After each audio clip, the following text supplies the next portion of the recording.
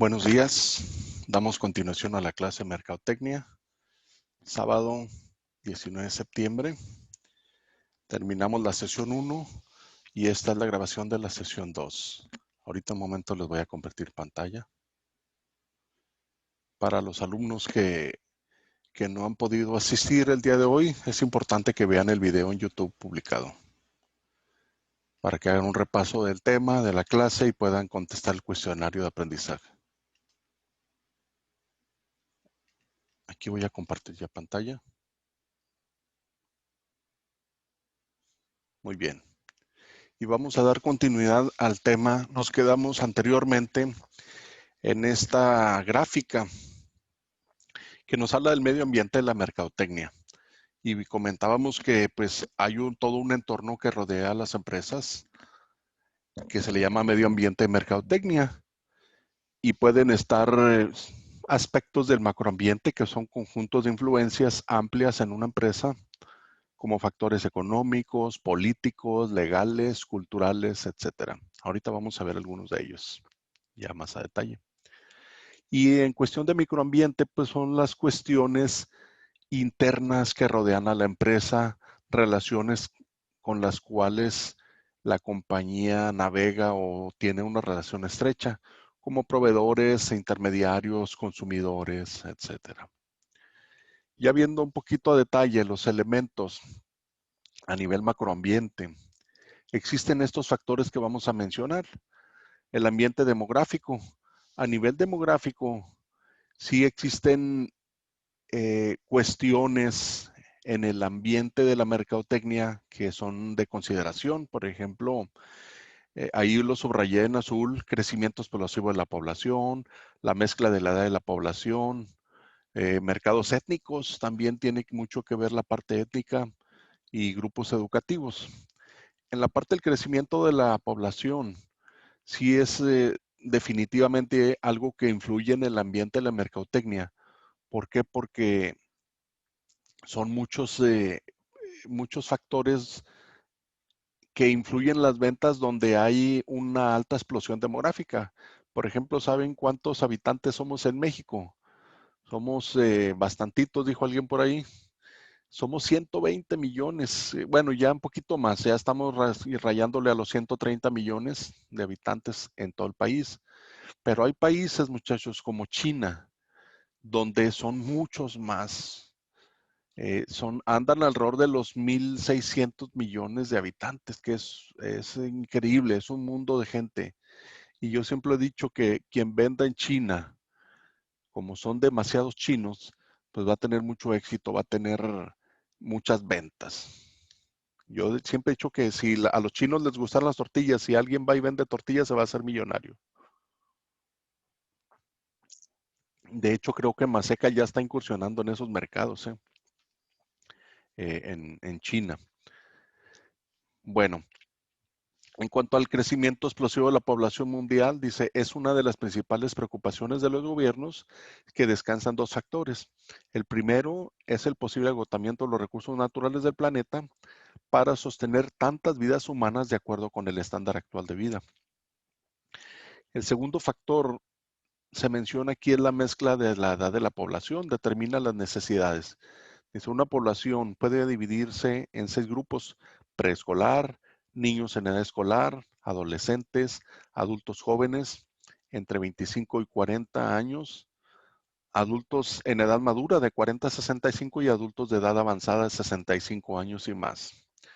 Entonces, todos esos grupos, muchachos, tienen diferentes requerimientos en cuanto a la mercadotecnia se refiere. Unos compran unas cosas, otros compran otras. ¿Se acuerdan el principio inicial de mercadotecnia, de necesidades y deseos? Bueno, cada grupo tiene necesidades y deseos diferentes. Muy bien.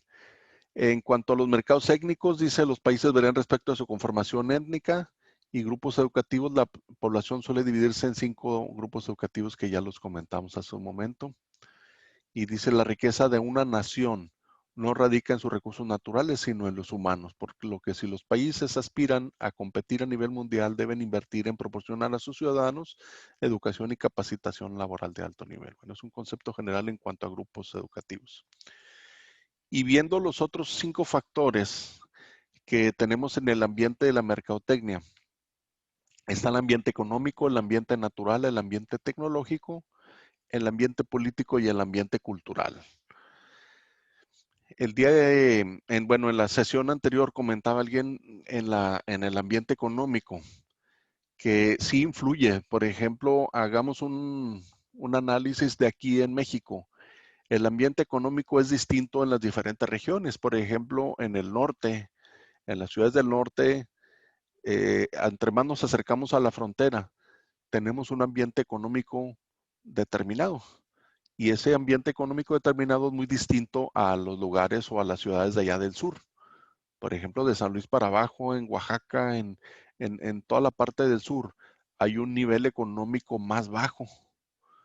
Alguien comentaba del caso de San Luis, que estuvo un tiempo viviendo por allá y sí se dio cuenta que los salarios a nivel de operador, por ejemplo, andaban en 500, 600 pesos. Y definitivamente los precios de venta de los artículos son más bajos, es una zona económica diferente, pero el poder adquisitivo de una persona del sur es más bajo en comparación con una persona del norte. Entonces, sí, sí, por eso mucha gente del sur se viene al norte a las maquiladoras a trabajar, porque tienen una mejor expectativa de desarrollo y de adquisición de poder económico.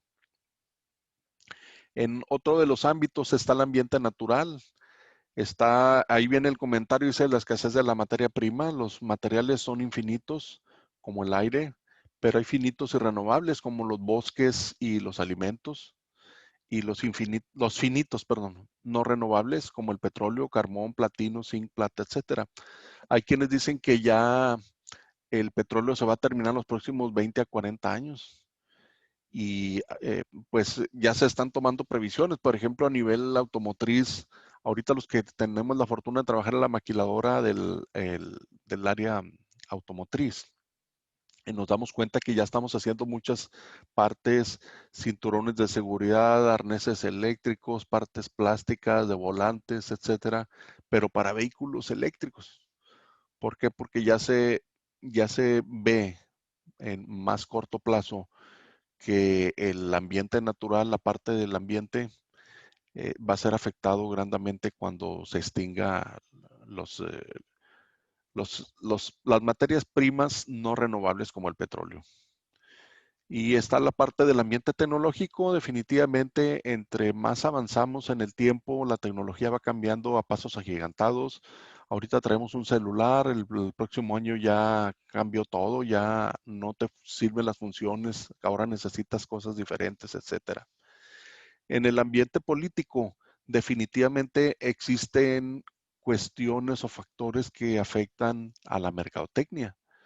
Ya cada vez se están legislando cuestiones diferentes de impuestos. Ahora, por ejemplo, en México se le aplica el IVA a Netflix, al servicio de Netflix, que antes no se sucedía. Alguien comentaba también de que ya hay otros impuestos que se están aplicando, por ejemplo, en la compañía Apple. El gobierno ahora está dedicando más atención a legislar en la parte de mercadotecnia en los servicios a través de Internet. Entonces eso va a venir a cambiar todo el ambiente de mercadotecnia. Y por último, el ambiente cultural. Definitivamente las culturas tienen mucho que ver en la parte de mercadotecnia. Dice aquí, la gente absorbe casi en forma inconsciente el mundo que ve, el cual define sus relaciones con ella misma, con otros, con la naturaleza y con el universo. Los valores culturales esenciales tienen gran perspectiva. La gente que vive en una sociedad particular mantiene creencias y valores esenciales que tienden a permanecer. Los mercadólogos tienen alguna oportunidad de cambiar los valores secundarios, más abiertos al cambio, pero poca oportunidad de cambiar los esenciales. Muy bien. Eso es en cuanto al ambiente de la mercadotecnia. Vamos a ver lo que es el mercado. En la unidad 3 nos marca la selección de mercados meta, mercado internacional y oportunidades del diseño. Ahí puse una figura en el lado derecho de un montón de caritas que son personas, imagínense miles. ¿A quién le van a vender las compañías? En ocasiones, muchachos, dependiendo del producto que ofrezca la compañía, ofrece sus productos a un sector muy específico y a ese sector se le llama mercado meta. Ahorita vamos a ver los conceptos. Al inicio de la materia, en la sesión 1, veíamos que a nivel mercadotecnia existen 4 P's, P's importantes que le llaman las 4 P's de la mezcla de la mercadotecnia, que es producto, plaza, precio y promoción. ¿Se acuerdan? Lo veíamos. E hicimos varios comentarios, pero aquí el comentario en esta unidad 3 es en relación a que estas 4 P's van dirigidas a un mercado, y ahí lo ven en el centro de la figura izquierda, que es el mercado meta. ¿Ok? Un concepto de mercado, eh, ya lo veíamos desde la primera sesión, dice que es un conjunto de todos los compradores reales y potenciales de un producto. Existen mercados potenciales disponibles a los que se sirven, los que se incursiona, penetra. Y ahí lo comentábamos, como vemos en la foto de la parte inferior, de que hay compradores reales, en este caso los consideramos como adultos, es el que ya te compró, pero hay compradores potenciales. Y muchas veces los niños son esos compradores potenciales. Cuando vamos al Oxxo y vamos acompañados de un niño, vamos a comprar 1 kilo de tortillas, me ha pasado, y cuando sales llevas el kilo de tortillas, pero aparte llevas el gansito, llevas los fritos, llevas lo que al niño o la niña se le antojó de tus hijos. Entonces hay muchos compradores potenciales que hay que tener en consideración. En definición, hay de estos 2 puntos que se remarcan en esta unidad, el tamaño del mercado y la característica de los compradores potenciales. Se dice que el tamaño del mercado depende del número de compradores que pudieran existir para una oferta de mercado en particular. Muy bien, hay mercados muy grandes, hay mercados medianos, mercados pequeños. Comentamos que quién había ido a la Ciudad de México. En la Ciudad de México hay un mercado grandísimo que es el mercado de la Merced.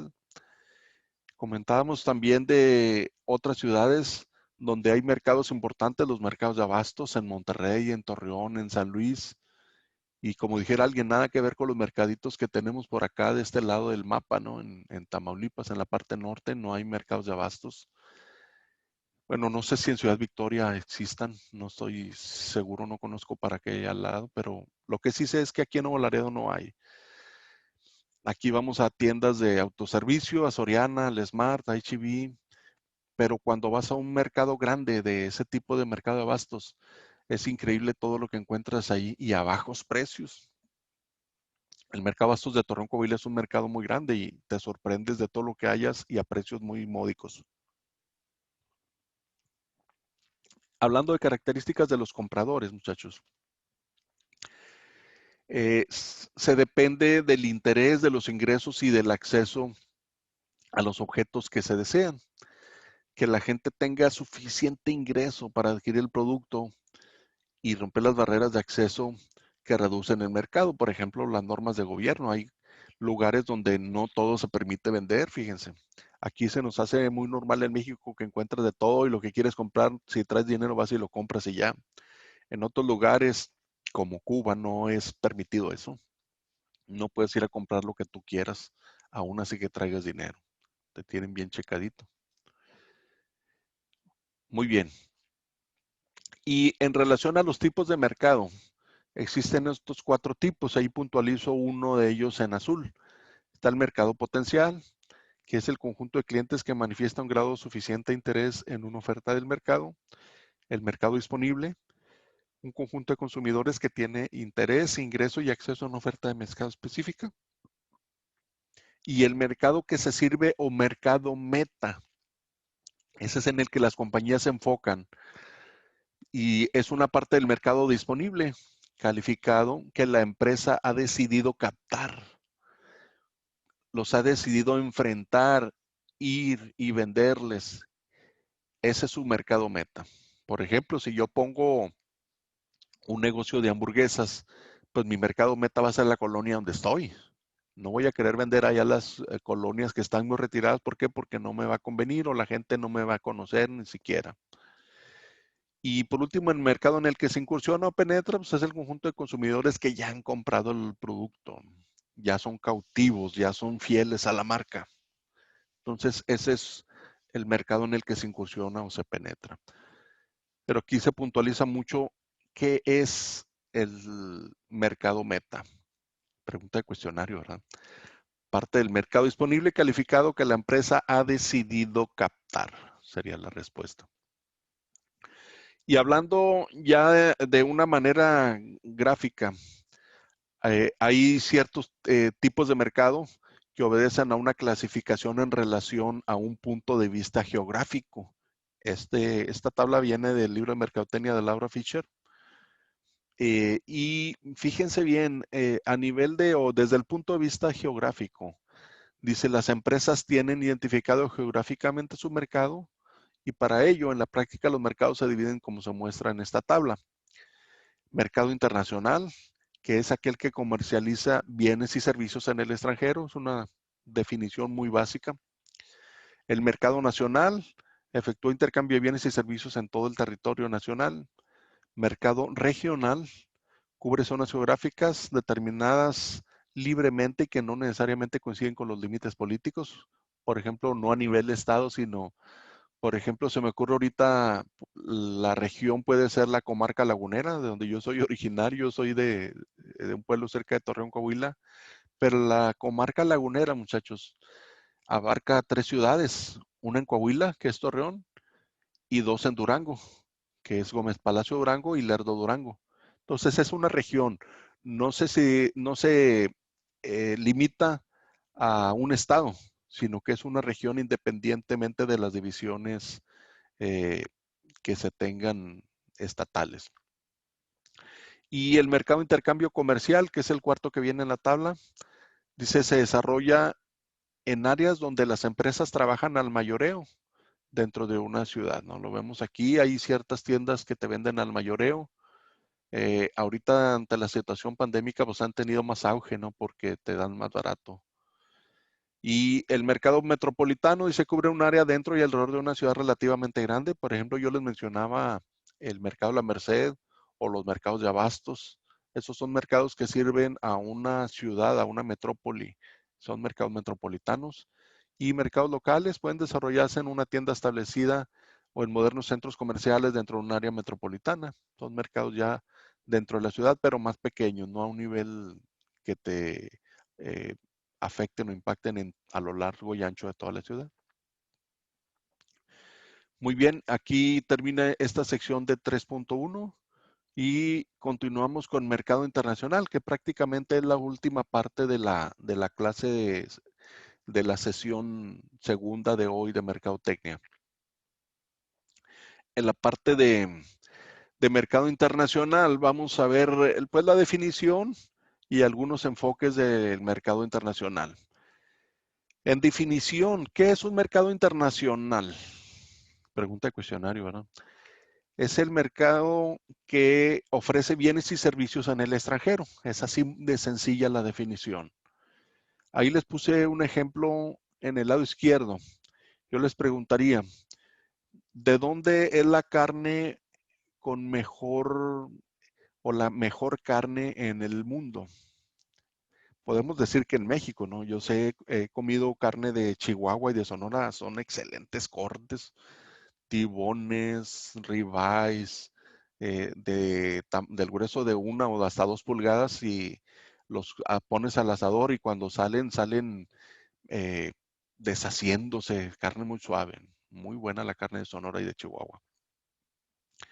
Pero ya a nivel mundial, muchachos, ahí lo dice la figura del lado izquierdo, Argentina. Argentina es de los países que tienen un alto nivel de exportación de carne de res. Y fíjense allí la vaca cómo está seccionada. Hay cierta parte de la vaca que se queda ahí mismo en Argentina, la parte baja del estómago, el belly, la panza. Y hay partes que se van a exportar a un mercado internacional precisamente. A Rusia se fijan las partes inferiores del animal, a Chile la parte trasera, a Estados Unidos la parte del pecho o esa parte de Israel también la parte del pecho hacia la cabeza, a Brasil la parte trasera.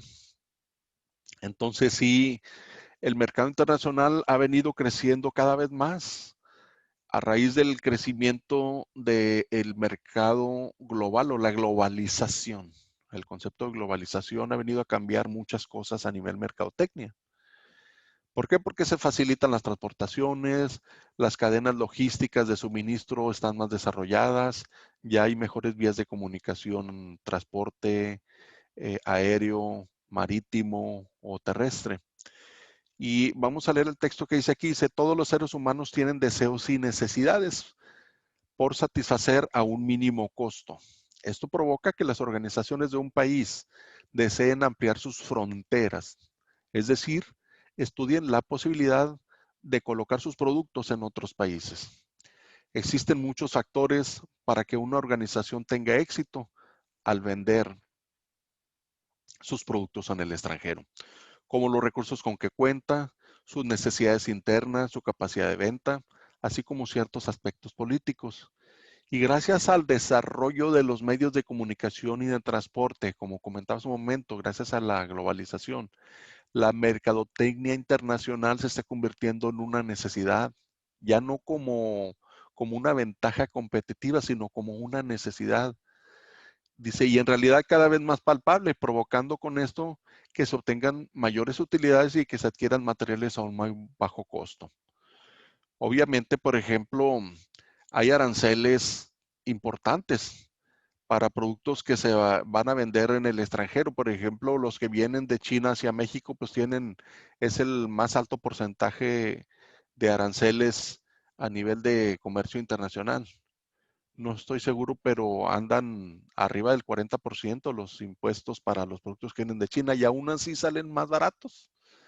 ¿Por qué? Porque la mano de obra para fabricar productos en China es la más baja del mundo. No sé si sepan, pero en China el salario promedio mensual de a nivel obrero, a nivel operador, es de $50 mensuales. Mientras acá de este lado en México, bueno, voy a hablar a nivel maquiladora en la frontera norte, anda en promedio del nivel de los 550 a $600, ya incluyendo prestaciones y todo el paquete. Okay. Bueno, y viendo algunos conceptos, elementos en la mercadotecnia internacional, aquí se mencionan dos conceptos por los cuales el volumen del comercio internacional ha venido aumentando y obedece también en base al concepto de la globalización que ya mencionábamos en el slide anterior. El primero dice aquí es la eliminación de la barrera de la distancia, ya que los servicios de comunicaciones y transporte cada vez son más eficientes. Por ejemplo, pues a nivel de transporte aéreo, ya cada vez se han venido reduciendo los precios de transportación. Tú puedes pedir un libro que viene de Estados Unidos y te llega de un día para otro fácilmente, o desde Asia incluso, te tarda un poquito más, dos o 3 días. Y el segundo factor para que esto suceda es el establecimiento de relaciones favorables entre los países, los tratados de libre comercio. Por ejemplo, recientemente se acaba de firmar el TEMEC con Estados Unidos y Canadá. Y pues hay una manera más fácil de hacer intercambios comerciales. También se menciona aquí que haya un fácil intercambio de divisas. Ahorita tú quieres comprar dólares y vas y los compras. Ya hay más restricciones que antes, ¿no? Porque ahora lo haces a través de cuentas bancarias, pero aquí en el norte pues hay muchas cosas, muchas casas de cambio, ¿no? Donde puedes ir a hacer un cambio de divisa rápido. Si vas a Europa, vas al banco y compras euros y hay un rápido movimiento de intercambio de divisas. ¿Okay? Y bueno, aquí quiero mencionar un enfoque de penetración en la mercadotecnia internacional. Hay varios factores o estrategias que siguen las compañías para establecerse en el extranjero.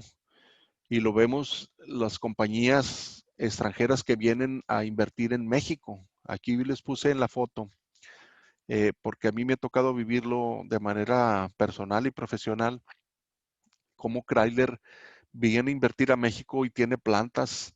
La más grande que se encuentra en Saltillo, en la periferia de Saltillo, un área que se llama Derramadero, en la autopista que va de Saltillo hacia Zacatecas. Es increíble las plantas que tiene allí Chrysler y obedece precisamente a este enfoque de penetración de las compañías en un mercado internacional. Y aquí vienen algunos factores de estrategia o estrategias que las organizaciones siguen. Dice mantener su planta fabril en el país de origen y vender a distribuidores y detallistas en el extranjero. Por ejemplo, Chrysler pues tiene varias plantas en Estados Unidos, las mantiene allá en su país de origen y viene y nos vende a los distribuidores y detallistas acá en México. Pero también fíjese la estrategia número 2, desplazar la planta al lugar donde se encuentre el mercado. Entonces viene Chrysler, implementa plantas acá en México y acá vende sus productos y el resto se va se regresa a Estados Unidos bajo el Tratado de Libre Comercio. Y así como está Ford, está Volkswagen, los compañeros que trabajan ahí en Reynosa le venden a este tipo de compañías, creo que a Volkswagen se mencionó en la clase, y bueno, también a GM, allí en Saltillo, a Ford, la planta de Ford que se tiene en México muy grande, que está en Hermosillo, Sonora. Y bueno, hay otros dos enfoques de la penetración o estrategias que las compañías siguen. Establecer una empresa conjunta compartiendo la propiedad con personas de 2 o más países. Hacer un joint venture que le llaman. Y finalmente otorgar las concesiones para la utilización de procesos y técnicas. Estas son estrategias que las compañías utilizan para incursionar en el extranjero y establecer una mercadotecnia internacional. Aquí se mencionan algunos puntos para considerar y colocar uno o varios productos en el extranjero. Y se implican una serie de problemas en cuanto a la identificación, dice, de motivaciones básicas, valores personales, diferencias culturales, estrategias de mercadotecnia, tiempo, espacio, bienes materiales, acuerdos comerciales, etcétera. Y bueno, aquí se mencionan dos clasificaciones, a nivel externo y a nivel interno en las organizaciones. A nivel externo, ¿qué dificultades se enfrentan las organizaciones a la hora de querer realizar una mercadotecnia en el extranjero? Pues se enfrentan a control de cambios y regulación de divisas. Por ejemplo, si el tipo de cambio peso dólar anda alto, se dificulta ir a vender al extranjero. También se habla de restricciones a las importantes tarifas y cuotas. Hay impuestos que pagar, hay aranceles de mercado internacional. Puede haber una incertidumbre política. Si ahorita tú quieres ir a vender a Venezuela, pues no vas a entrar tan fácilmente en ese mercado porque hay una incertidumbre política muy alta actualmente ahí en el gobierno de Venezuela. O te vas a Cuba, quieres vender allá, también te vas a topar con piedra porque hay muchas cuestiones allí políticas de por medio. Existen condiciones impositivas satisfactorias, lo que son impuestos, restricciones a compañías y personal extranjero. No en cualquier lugar quieren a los extranjeros, muchachos. Hay en China, por ejemplo, también el extranjero es vigilado desde que entras al país, en el aeropuerto. Entonces, los extranjeros sí, hay mucho recelo para que un extranjero entre al país de manera turística. Ahora imagínate a manera de mercado para ir a vender, para ir a invertir, es muy difícil. Falsificación de productos, la piratería y sistemas arcaicos de distribución. Hay países donde no tienen ni una infraestructura de transporte establecida meramente. Y a nivel interno, pues las compañías se enfrentan a cuestiones difíciles en cuanto a orientación, organización, integración y que tengan un control administrativo adecuado implementado para poder ir a vender al extranjero. Entonces, en general son problemas a nivel externo o interno que las organizaciones se enfrentan para poder establecer un comercio a nivel internacional. Y bueno, en cuanto a maximización o lo que las empresas necesitan para entrar a competir en un mercado extranjero, los riesgos, dice aquí, son muy elevados. Y existen varios aspectos importantes y aquí se mencionan 8 de ellos. Aquí el título se me pasó, son riesgos. Muy bien. Entonces, fíjense cómo en los 8 riesgos que menciona aquí el autor, Philip Kotler, yo subrayé 3 en azul, ¿ok? Porque son de los que se consideran muchas veces de muy alto porcentaje de riesgo. El primero que subrayé en azul es un gobierno inestable. Dice, exponiendo a las compañías externas a riesgos de expropiación, expatriación, nacionalización, límites a la repatriación de utilidades, etcétera. En Venezuela, por ejemplo, desde el presidente, ¿cómo se llama? Chávez, y ahora Maduro, de repente dijeron de la noche a la mañana, ¿sabes qué? Cementos mexicanos, ahora esas plantas son mías. Y Maseca y Bimbo, entonces empezó a expropiar a las compañías. ¿Por qué? Porque no comulgaban o iban en contra de la forma de pensar de la política nacional que ellos establecieron. Entonces esos gobiernos, de alguna manera inestables políticamente hablando, pues exponen a compañías extranjeras a este tipo de riesgos de expropiación, de expatriación o de altos impuestos. ¿Ok? Y también subrayé en azul el 4, que es requerimientos de entrada de burocracia a los gobiernos extranjeros. Lo vemos incluso a nivel de ciudades. También hay lugares donde no tan fácil llega la inversión. Por ejemplo, yo les comento que aquí en Nuevo Laredo no hay tanta industria maquiladora.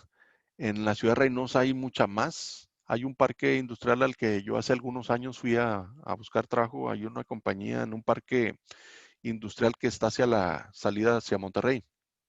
Esta compañía creo que se llama Dow Corning. Y bueno, en ese parque está grandísimo. Gratamente me llevé la sorpresa de que hay demasiadas empresas comparadas con Nuevo Laredo. Yo creo que fácilmente hay un 60% más de maquiladoras en Reynosa que aquí en Nuevo Laredo. En cantidad de empresas, no sé cuántas hay en Reynosa, pero ese parque está impresionante. Y el último punto que subrayé en azul es la corrupción, muchachos. En todos lados hay corrupción en mayor o gran medida, ¿eh?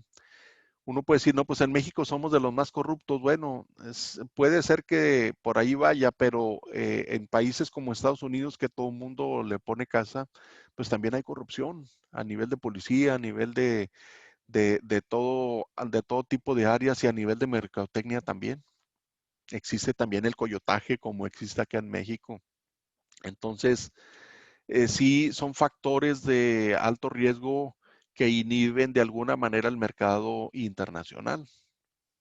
¿Ok? Y aquí se mencionan otros de los 8, enorme deuda externa, algunos países podrían ser atractivos para invertir, pero hay que observar que haya capacidad de pago. Un país que tenga una alta deuda externa va a tener baja capacidad de pago. Problemas del tipo de cambio, si el dólar sube, si el dólar baja, afecta a los mercados internacionales.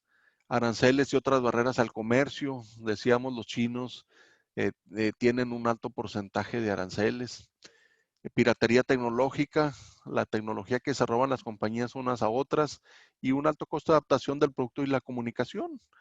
Si tú vas a ir a vender a Estados Unidos, pues le tienes que invertir, adaptar tu producto al mercado y hacer promoción y comunicación y eso pues son riesgos, se implican riesgos para la implementación en el mercado internacional.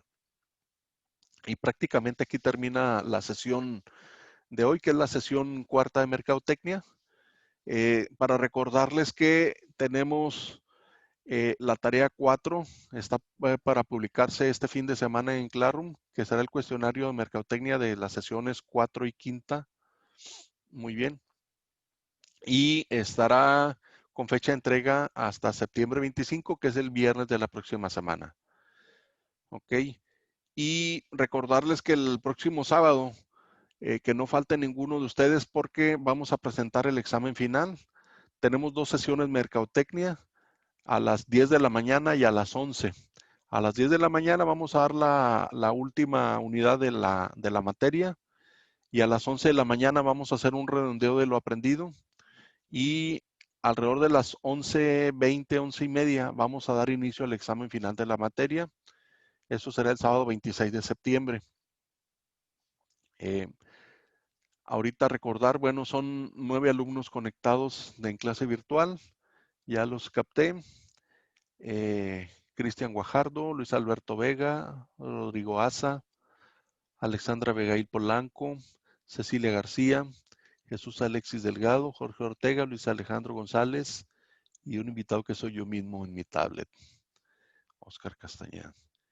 Y bueno, la asistencia de hoy ha sido registrada en las decisiones de Mercadotecnia, para lo cual les doy las gracias. Les recuerdo que en YouTube van a estar publicadas las 2 sesiones del día de hoy.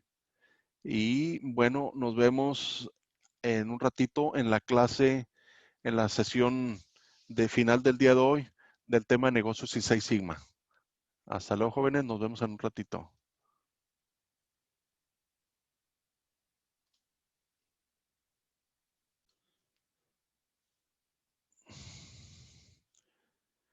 Vamos a desconectarnos y en un ratito iniciamos la clase de negocios y 6 Sigma.